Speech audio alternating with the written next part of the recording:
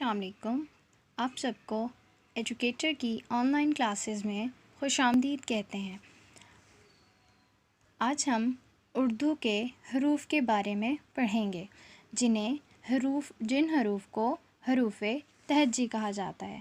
حروف تہجی کی تعداد 37 ہوتی ہے، جس میں سب سے پہلے ایک سیدھی لائن والا حروف الف کہلاتا ہے.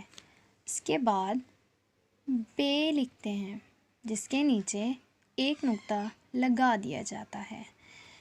بے جیسا ہی ایک اور لفظ ہم لکھتے ہیں، جس کے نیچے اگر ہم 3 نقطے لگا دیتے ہیں تو وہ پے بن جاتا ہے.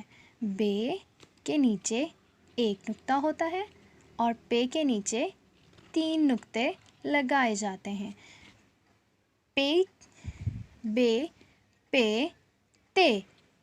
تے بھی بے جیسے ہی لکھا جاتا ہے. ان میں صرف نقطوں کا فرق واضح کیا جاتا ہے. تے کے اوپر 2 نقطے لگا دیے جاتے ہیں، تے بن جاتا ہے.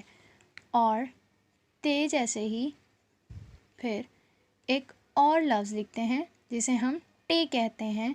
ٹے کے اوپر نقطے نہیں لگائے جاتے، چھوٹی سی توئیں بنا دی جاتی ہے جسے ہم ٹے کہتے ہیں.